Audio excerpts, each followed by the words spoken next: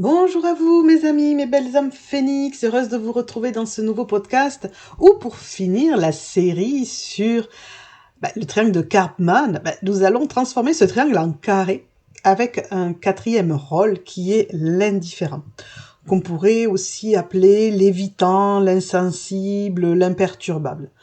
En fait, ça va être un comportement où on va être plutôt coupé de nos émotions, où on va fuir les situations pour ne pas ressentir, pour ne pas être impacté. Ça peut être un rôle qui apparaît quand on a trop souffert des autres rôles et qu'on veut se préserver. Donc en soi, vous allez me dire, c'est plutôt bien, on se détache, etc. Alors oui, le détachement, c'est bien. Ne plus se laisser impacter par l'extérieur, c'est bien.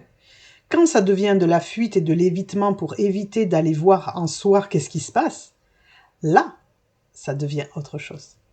Et donc on pourrait dire que ça devient moins bien. Mais ça veut dire qu'il y a encore des notions de bien et de mal. Et vous savez que je n'aime pas les notions de bien et de mal. Donc, cette idée de l'indifférent.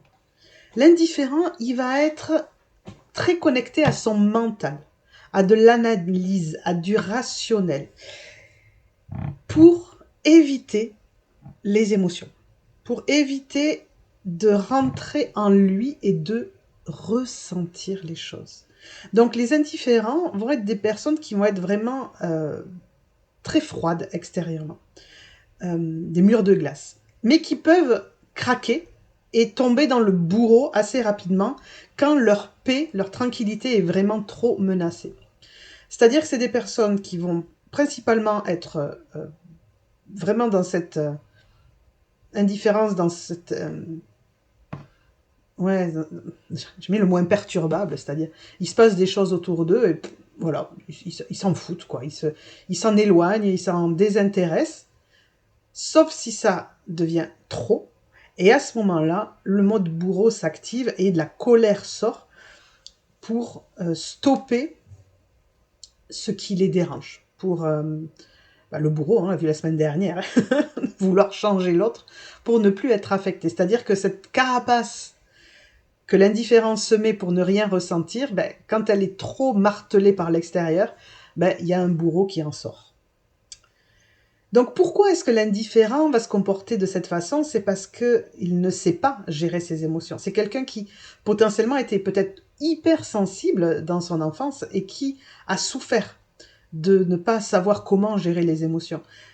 Un enfant qui n'a pas été accompagné dans la gestion des émotions, avec des parents qui eux-mêmes ne savaient pas comment gérer, des parents qui pouvaient être très insécurisants, à changer d'émotion dans l'instant, vous voyez, des parents où tout va bien et d'un seul coup ils se mettent à hurler, on ne sait pas d'où ça vient, donc des enfants qui deviennent vraiment... qui peuvent se tétaniser, qui développent des peurs au niveau des émotions et qui donc développent des peurs de leurs propres émotions. Et donc apprennent à ne pas ressentir. Et se rendent compte qu'en fait, la vie est presque plus facile quand on met cette carapace, qu'on ne ressent rien et qu'on avance uniquement avec le mental, avec la rationalité, avec la réflexion. Et donc, pendant un temps, plus ou moins long, ça peut fonctionner. C'est-à-dire que cette fuite des émotions, cet étouffement à l'intérieur de ce qu'on pourrait ressentir, ça fonctionne. D'autant plus si on fuit toutes les situations qui pourraient nous faire vivre des émotions. Donc c'est pour ça qu'on les appelle les indifférents, voire les évitants, c'est-à-dire que dès qu'ils sont face à une situation qui pourrait activer des émotions à l'intérieur, ces personnes-là, elles évitent. Et on retrouve ça, par exemple, dans la relation de couple, où on va avoir des profils évitants. C'est des personnes qui, face à cette énergie, à ces émotions d'amour, ne savent pas comment le gérer, mais parce qu'ils ne savent pas non plus comment gérer la colère, la tristesse, la peur, et donc vont éviter cette émotion en évitant la relation, et donc en se désengageant ou en ne s'engageant tout juste pas dans une relation qui pourtant les intéresserait, qui pourtant pourrait leur plaire. Est-ce que vous avez déjà croisé ce genre de profil ou est-ce que vous-même vous vous reconnaîtriez là-dedans? Donc, je vais vous donner un exemple d'un profil indifférent. Ça va être quelqu'un qui va essayer de calmer des situations qui pourraient partir en conflit. Ça va être des gens qui ont beaucoup peur aussi du conflit. Donc, par exemple, imaginez vous avez un repas de famille et à un moment donné, voilà, le ton monte un petit peu, ça dérape un petit peu, voilà, ça devient voilà, un petit peu inconfortable.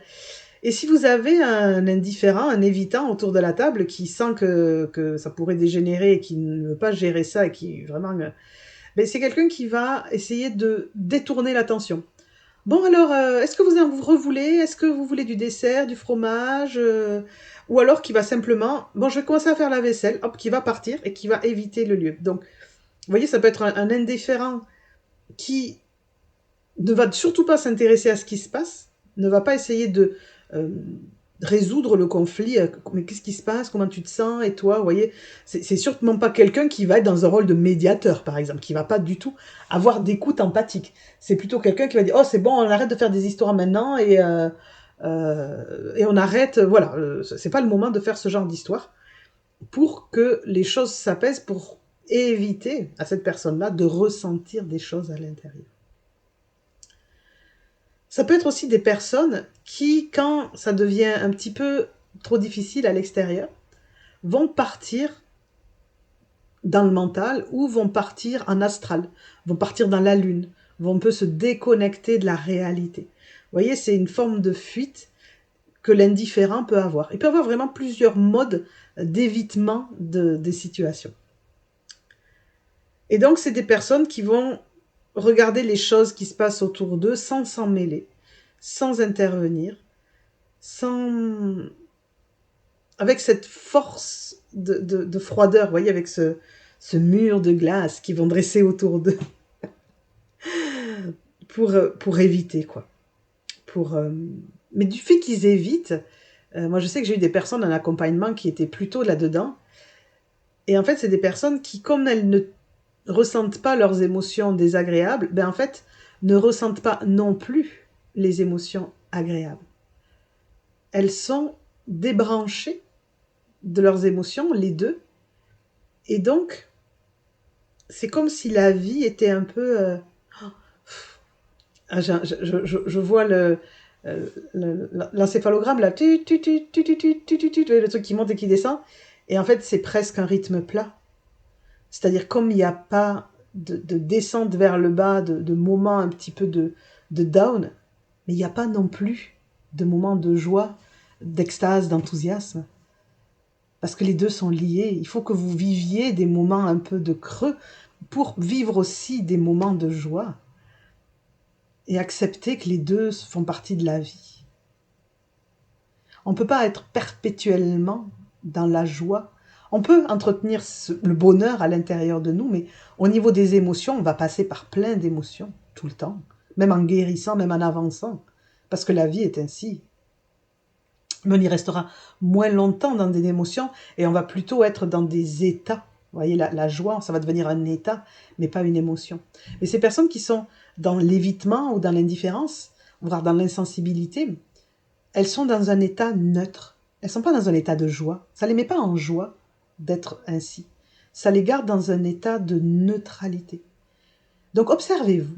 Comment vous êtes avec vos émotions au quotidien, dans votre vie? Comment vous vous sentez en général? Êtes-vous dans la joie, dans le bonheur? Ce qui veut dire que vous êtes connecté à vos émotions. Ou êtes-vous plutôt du genre à ce que tout glisse sur vous, mais à ce moment-là, le bonheur aussi glisse un peu sur vous? C'est pas évident, je sais, à entendre ça. Et j'ai en mémoire des personnes que j'ai accompagnées, j'en ai eu plusieurs dans ce cas-là. Et ça fait peur, en fait, de changer. Ça fait peur de changer parce qu'on sait qu'en s'ouvrant à ces émotions positives, on va aussi ouvrir la porte aux émotions désagréables, que les deux vont aller ensemble. Et c'est comme la victime qui a du mal à sortir de son impuissance parce qu'elle a peur de ne plus avoir d'attention. Ben, l'indifférent, l'insensible, il a peur de sortir de son insensibilité, parce ne sait pas s'il va être capable de gérer les émotions désagréables qu'il va vivre à l'intérieur. La colère, la peur, la tristesse. Il ne sait pas s'il va en être capable parce qu'il ne l'a jamais fait avant. Donc si vous êtes là, si vous vous sentez comme ça, n'hésitez pas à aller consulter. Ça peut être moi, ça peut être quelqu'un d'autre, mais n'hésitez pas à vous faire accompagner pour apprendre à gérer vos émotions, apprendre à les accueillir, apprendre à vous donner le droit d'avoir des émotions. C'est vraiment important.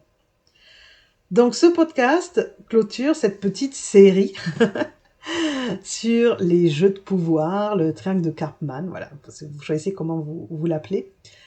Moi, c'est un sujet que j'aime beaucoup parce que je pense que maintenant que vous avez écouté les 4 podcasts, vous vous rendez compte que on est vraiment, vraiment souvent dans un des rôles et on passe aussi très facilement d'un rôle à l'autre. Et que quand on arrive à le voir, ça veut dire qu'on va pouvoir en faire quelque chose. Donc j'espère que ces podcasts vous auront aidé à prendre conscience de vos comportements pour pouvoir les changer. Et sachez que ces comportements, je vous l'ai déjà dit, sont liés à vos blessures. Blessures de rejet, d'abandon, d'humiliation, d'injustice, de trahison. Et j'en parle dans la formation Chemin de guérison, comme je vous l'ai dit, je crois, avec le podcast au moment de parler du sauveur.